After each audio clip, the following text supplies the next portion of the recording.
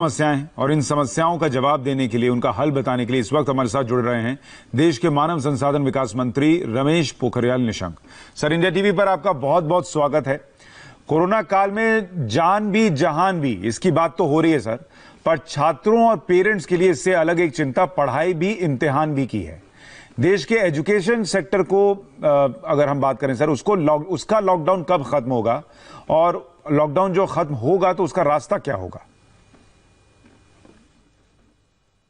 हाँ, बात सही है कि जान भी और जहान भी, और फिर जान है तो जहान है।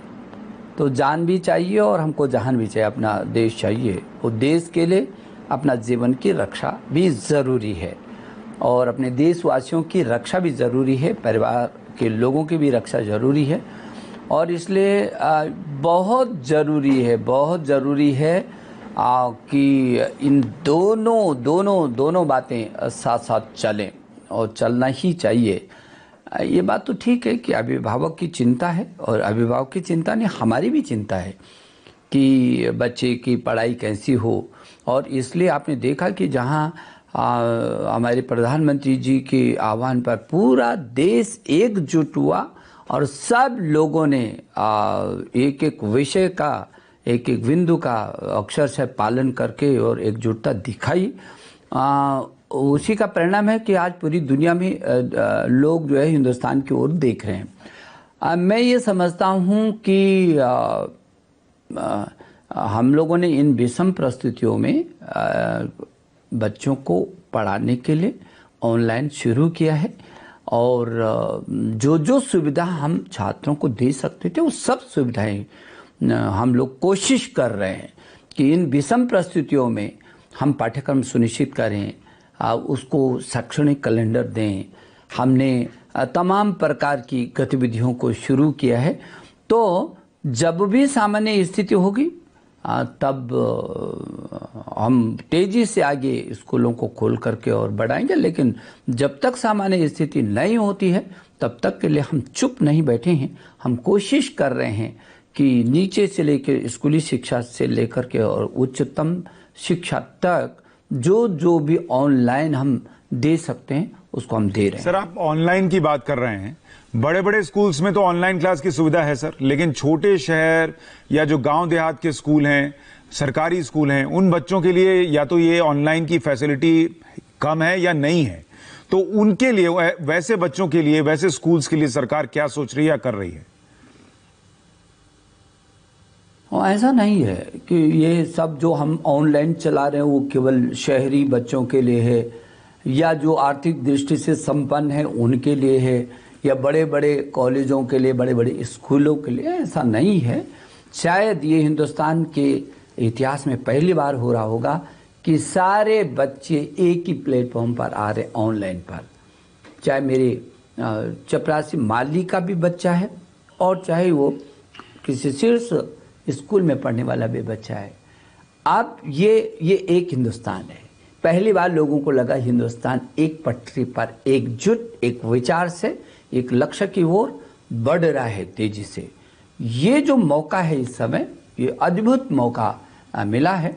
और इसलिए जो आपकी चिंता है कि वो जो गरीब के घर पर बैठे रहने वाला बच्चा है, वो उसकी क्या स्थिति है, वो हमारी नज़र उस पर भी है।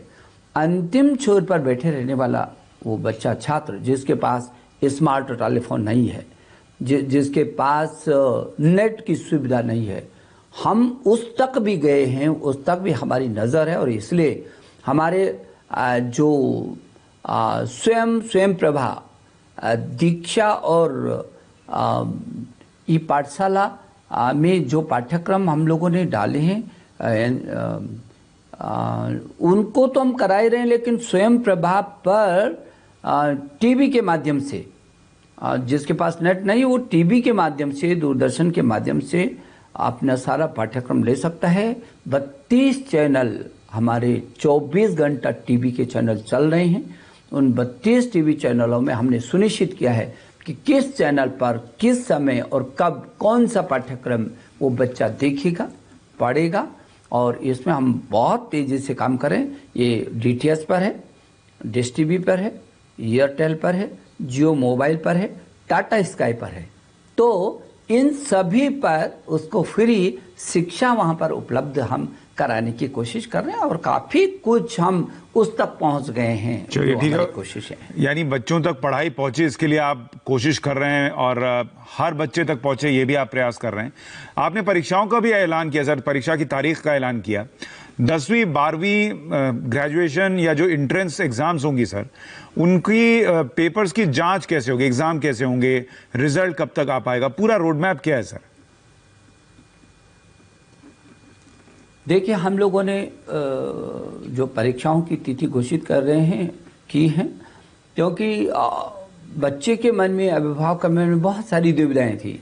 कहीं ऐसा ना हो कि अचानक कोई तिथि आ जाए और हम तैयार नहीं और कैसे करके होगा। सही बात। और तो अनिश्चितता की सी स्थिति अभिभावक और छात्रों के मन में थी। और हमने जब उनके प्रश्नों को सुना, उनकी समस्याओं को महसूस किया कि उनके मन में क्या चल रहा है, क्योंकि मैंने छात्रों के साथ भी लगातार संवाद किया है। करोड़ों छात्र मुझसे जुड़े। मैंने अभिभावकों के साथ भी संवाद स्थापित किया, करोड़ों अभिभावक मुझसे जुड़े। और मुझको ऐसा लगा कि जो ये अस्थिरता, इसको ख़त्म कर देनी चाहिए। इसलिए हमारे विभाग ने तय किया कि जेईई जो मेन परीक्षा है, वो जेईई मेन परीक्षा की तिथियां घोषित की हमने, और उसके लिए 18 जुलाई से और 23 जुलाई तक जेईई मेन परीक्षा होगी। जबकि नीट की परीक्षा हम लोगों ने कहा था कि ये 26 जुलाई को सुनिश्चित हुई, स्वास्थ्य विभाग के साथ बातचीत करने के बाद। और फिर लोगों के मन में था कि जेईई एडवांस का भी साहब आप बता दीजिए, तो उसकी भी जो छात्र छात्राएं तैयारी करना चाहते हैं उनकी भी अनिश्चितता दूर हो गई। तो उसको भी हमने दूर किया और हमने 23 अगस्त को जेईई एडवांस की तिथि भी घोषित की। जहाँ तक अभी आपने कहा कि जो सीबीएसई बोर्ड की परीक्षाएं हैं वो कब होंगी, फिर उसकी रिजल्ट कब निकलेंगे, तो हम इसकी भी तिथि घोषित कर चुके हैं। और इसकी तिथि हम घोषित कर चुके हैं कि 1 जुलाई से 15 जुलाई तक जितने छूटे हुए पेपर हैं सीबीएसई के, वो सभी पेपर जो मूल विषय के, वैसे तो छूटे हुए 83 पेपर्स हैं, लेकिन वो कुछ वैकल्पिक विषयों के जो मूल विषय के हैं वो 29 हैं। वो 29 पेपर, जिसमें कुछ हाई स्कूल के हैं और इंटर के हैं, उन 29 विषयों के जो पेपर्स हैं वो 1 जुलाई से और 15 जुलाई के बीच उनको हमने करना सुनिश्चित किया है। और बहुत सारे मुझे लगता है हाई स्कूल की तो लगभग सभी प्रदेशों में हो गई थी परीक्षाएं, केवल दिल्ली, पूर्वी दिल्ली का रह गया था, तो वो भी उसी में समाहित है। मैं ये समझता हूँ कि ये 1 जुलाई से 15 जुलाई तक होने वाली जो परीक्षाएं हैं वो होंगी। इधर हमने जो आपके मन में शंका थी और सब लोगों की चिंता भी थी कि यदि जो परीक्षाएं हो गई हैं उनकी कॉपियों की जांच यदि समय से नहीं होगी तो फिर 2-3 महीने पीछे जा सकता है पूरा सत्र। तो उसके लिए मैंने कल भी गृह मंत्री जी अमित भाई का आभार प्रकट किया। गृह मंत्रालय ने हमको जो वो 1.5 करोड़ हमारी उससे भी अधिक जो कॉपियां हैं, उत्तर पुस्तिकाएं हैं, और वो हमने सीबीएसई के 3000 स्कूलों को मूल्यांकन केंद्र निश्चित किया था। उन 3000 मूल्यांकन केंद्रों से वो अध्यापक तक कैसे जा सकती हैं कॉपियां, ताकि उस समय पर जांच करके और फिर वापस आए। तो ये रास्ता भी हमारा साफ हो गया। आज से वो युद्ध स्तर पर वो काम भी शुरू हो जाएगा। 50 दिन में हम उस सब काम को करेंगे। और इस बीच जो 1 जुलाई से 15 जुलाई तक जो छूटे हुए प्रश्न पत्र हैं, जैसे ही उनकी परीक्षाएं खत्म होंगी, तत्काल उसको पुस्तिकाओं का मूल्यांकन करके हम जल्दी से जल्दी सीबीएसई बोर्ड का रिजल्ट हम निकालेंगे। इसलिए इसमें किसी प्रकार की कोई भ्रम की स्थिति नहीं है। सर, आपने एग्जाम्स की बात कर ली और पढ़ाई ऑनलाइन होगी इसकी बात कर ली, तो तैयारी भी ऑनलाइन पढ़ाई के जरिए ही होगी।